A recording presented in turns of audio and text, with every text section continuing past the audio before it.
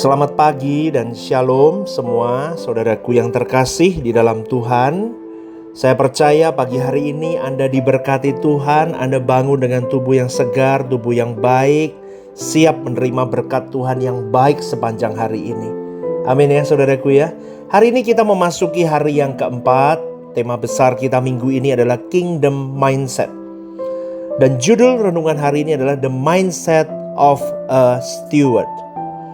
Di dalam 1 Korintus 4 ayat 1-2, firman Tuhan berkata, "Demikianlah hendaknya orang memandang kami sebagai hamba-hamba Kristus yang kepadanya dipercayakan rahasia Allah, yang akhirnya dituntut dari pelayan-pelayan yang demikian ialah bahwa mereka ternyata dapat dipercayai."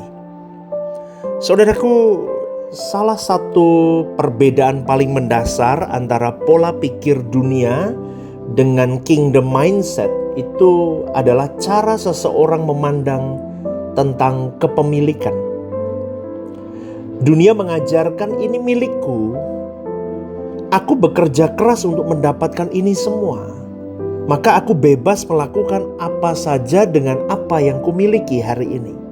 Itu dunia mengajarkan begitu. Tetapi kerajaan Allah mengajarkan sesuatu yang berbeda, saudaraku. Kerajaan Allah mengajarkan bahwa tidak ada satu pun yang benar-benar menjadi milik kita. Beda kan? Kontradiktif kan? Mazmur 24 ayat 1 berkata, "Tuhanlah yang empunya bumi serta segala isinya, dan dunia serta yang diam di dalamnya." Maka ayat ini menghancurkan ilusi terbesar manusia, yaitu bahwa kita adalah pemilik kehidupan kita sendiri. Karena dari kalimat Mazmur 24 ayat 1 ini sesungguhnya saudaraku itu menggambarkan bahwa kita pun dan apa yang ada di tangan kita pun semua milik Tuhan. Karena sesungguhnya kita datang ke dunia ini tanpa bawa apapun, dan kita akan meninggalkan dunia tanpa bawa apapun juga.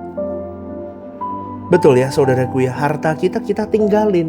Kita datang gak bawa harta, pulang gak bawa harta. Jabatan kita tinggalin, talenta kita tinggalin, pengaruh sosial kita tinggalin, kesehatan kita tinggalin, keluarga tercinta, keluarga besar kita tinggalin. Bahkan nafas yang sedang kita hirup saat ini pun itu anugerah dari Allah. Jangan lupa saudaraku. Ya, sekali lagi saya mau ingetin, jangan lupa semua yang di tanganmu hari ini milik Tuhan. Artinya semua kepemilikan kita hanyalah temporary, sementara. Tetapi penata layanan kita akan dipertanggungjawabkan untuk selamanya sampai di kekekalan. Penata layanan itu gimana, Pastor? Ketika kamu dititipi sesuatu sama Tuhan, baik itu hartamu, baik itu jabatan, baik itu talenta, baik itu pengaruh, baik itu kesehatan, keluarga, waktu, pernikahan, pekerjaan, kesempatan, promosi demi promosi Tuhan titipkan sama kita. Semuanya bagaimana kita menata itu semua. Yang terpenting Tuhan diletakkan di tempat tertinggi. Untuk Tuhan atau tidak, itu nanti akan dipertanggungjawabkan sampai di kekekalan. Inilah yang dimaksud Paulus ketika ia menyebut dirinya sebagai seorang oikonomos, seorang pelayan. Semoga Anda memahami apa yang saya katakan ini, karena di dalam budaya Yunani Romawi, seorang pelayan, seorang oikonomos bukanlah pemilik rumah, melainkan pengelola yang diberi kepercayaan penuh sama tuannya untuk mengatur seluruh harta milik tuannya itu. Dia punya akses, dia punya tanggung jawab, tapi dia tidak punya hak kepemilikan. Paham ya saudaraku ya? Dia punya aksesnya, dia punya tanggung jawabnya, dia diberi kunci besarnya, tapi dia gak punya hak memiliki. Semua yang dia kelola itu tetap milik tuannya. Demikian pula kehidupan kita sebagai orang percaya. Kita bukan pemilik. Amin saudaraku. Kita hanya penata layan dari milik kita, milik sang raja kita. Inilah sebabnya Paulus berkata, yang akhirnya dituntut ialah bahwa mereka ternyata dapat dipercayai. Perhatikan, Tuhan tidak berkata bahwa yang terutama dituntut adalah kepandaian, popularitas, atau keberhasilan. Tetapi yang dicari Tuhan adalah kesetiaan. Saudaraku, di mata dunia, keberhasilan itu diukur dari seberapa banyak yang bisa kita kumpulkan. Tetapi di mata kerajaan Allah, keberhasilan itu diukur dari seberapa setia kita mengelola apa yang sudah Tuhan percayakan kepada kita.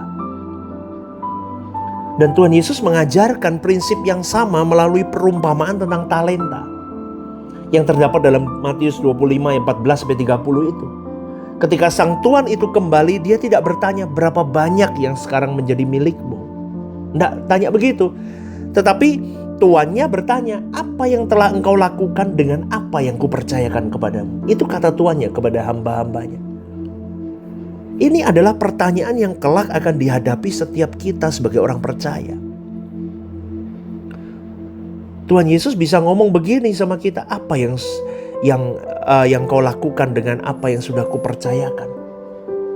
Kan Bapa mengutus Tuhan Yesus mengutus kau dan saya. Dia mempercayakan banyak hal kepada kita untuk menggarap apa yang harus digarap untuk kepentingan Bapa di surga, untuk kepentingan kerajaan Allah, dan untuk kepentingan jiwa-jiwa. Maka dia akan bertanya, apa yang telah kau lakukan dengan apa yang kupercayakan kepadamu? Stephen Lim, waduh, ngeri saudaraku. Ini adalah pertanyaan yang kelak akan dihadapi semua orang. Semua orang, tidak terkecuali saudaraku. Bukan hanya tentang uang, tapi tentang seluruh hidup. Apa yang telah kita lakukan dengan waktu yang Tuhan berikan, itu akan dipertanggungjawabkan. Bagaimana kita memakai talenta yang Dia percayakan, itu akan dipertanggungjawabkan. Bagaimana kita memperlakukan keluarga yang Dia titipkan kepada kita, itu akan dipertanggungjawabkan. Bagaimana kita menggunakan kesempatan untuk melayani, itu akan dipertanggungjawabkan. Apakah hidup kita sedang membangun kerajaan Allah di bumi ini, atau membangun kerajaan kita sendiri? Itu pun akan dipertanggungjawabkan. Inilah inti dari kingdom mindset, saudaraku. Orang yang punya pola pikir kerajaan, dia tidak akan ngomong ini uangku. Oh enggak, dia nggak akan ngomong begitu. Dia akan berkata, ini adalah sumber daya Tuhan yang dipercayakan kepadaku. Semoga Anda memahami ini. Dia nggak akan ngomong, oh ini pelayananku. Oh enggak. Dia nggak akan ngomong begitu. Dia akan berkata, ini adalah ladang yang Tuhan izinkan untuk aku garap. Maka kalau aku mau garap, aku garap yang terbaik untuk hati Bapakku. Untuk aku bisa menyenangkan Bapakku dan aku bisa berkolaborasi dengan Yesusku. Amin, saudaraku. Dia nggak akan ngomong, ini waktuku bebas dong. Aku mau buat apa, ngapain sih? Lu sibuk ngapain sih? Aku mau tidur sepanjang hari, aku mau jalan-jalan, aku mau bodo amat, gak peduli sama hal jiwa-jiwa. Bebas dong. Betul kan? Kan banyak orang ngomong begitu kan. Tapi kalau orang punya kingdom mindset, dia akan berkata, ini waktu yang tidak panjang. Ini adalah kesempatan yang Tuhan berikan untuk aku bisa terus memanjakan hatinya. Tapi kesadaran inilah yang menghasilkan kerendahan hati. Amin, saudaraku. Kalau kita sadar, itu menghasilkan kerendahan hati. Mengapa kita tidak perlu sombong? Karena kita tidak ada yang benar-benar berasal dari kita semuanya. Semuanya datang dari Tuhan. Paulus berkata dalam 1 Korintus 4 ayat 7, apakah yang engkau punyai yang tidak engkau terima? Semua adalah anugerah. Dan jika semuanya adalah anugerah, saudaraku, maka tidak ada alasan untuk memegahkan diri. Amin ya. Amin ya. Sebaliknya, kesadaran sebagai penata layanan juga menghasilkan tanggung jawab. Karena suatu hari nanti kita akan berdiri di tahta pengadilan Allah. Bukan untuk mempertanyakan kasihnya di depan tahta pengadilan Allah itu. Tapi pertanyaan adalah, apakah keselamatan kita ini sudah kita kerjakan dengan benar atau tidak? Hari ini Tuhan tidak sedang mencari orang yang paling hebat, super, enggak. Dia sedang mencari orang yang bisa dipercaya. Amin, saudaraku. Dapat dipercaya, dapat berdaya guna, dapat dipercaya, dapat berdaya guna. 2 poin itu. Orang yang setia ketika tidak ada yang melihat, dia tetap berdaya guna.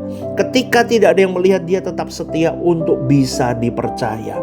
Tuhan sedang mencari orang yang jujur ketika tidak ada yang mengawasi. Karena dari kejujurannya itu dia bisa dipercaya.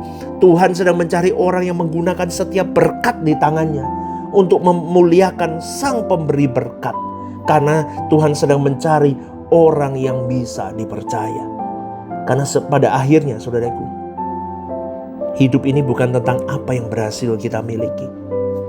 Hidup ini adalah tentang apakah kita setia mengelola semua yang telah dipercayakan Tuhan kepada kita.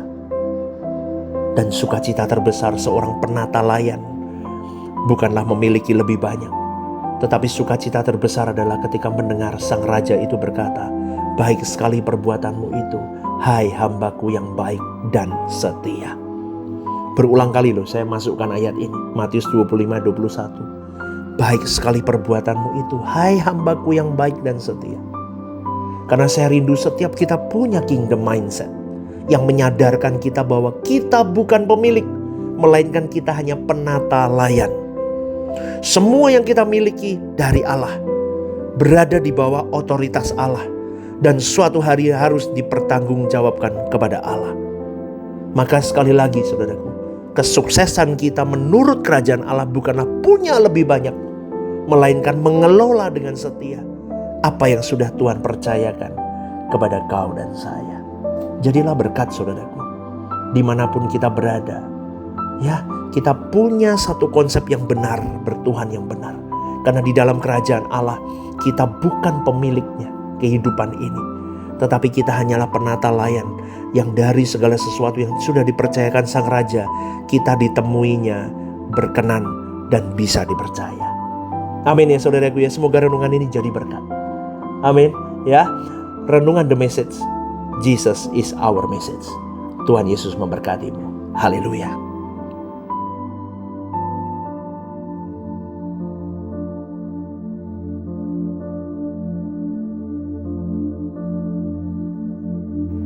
Shalom saudaraku yang terkasih di dalam Tuhan. Ada program baru yang bernama Are You Okay? Ini adalah program yang memang diadakan bagi saudara-saudari yang rindu atau ingin didoakan. Mungkin saudara-saudari sedang mengalami pergumulan-pergumulan hidup yang sulit, yang berat, menghadapi masalah-masalah yang tidak mudah. Saudara-saudari bisa klik di formulir online yang tertera atau scan barcode di situ. Anda bisa tuliskan di sana apa yang menjadi pergumulan masalah Anda yang ingin didoakan. Tujuannya satu, Anda tidak merasa sendiri.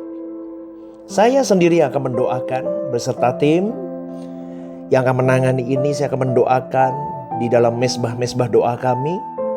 Tujuannya satu, supaya saudara-saudari merasa ada yang support, tidak sendirian berjalan menghadapi beratnya kehidupan ini. Ini kerinduan saya, kita berbagi kasih secara nyata, dan kiranya program baru ini bisa menjadi berkat untuk kita semua. Tuhan Yesus memberkati.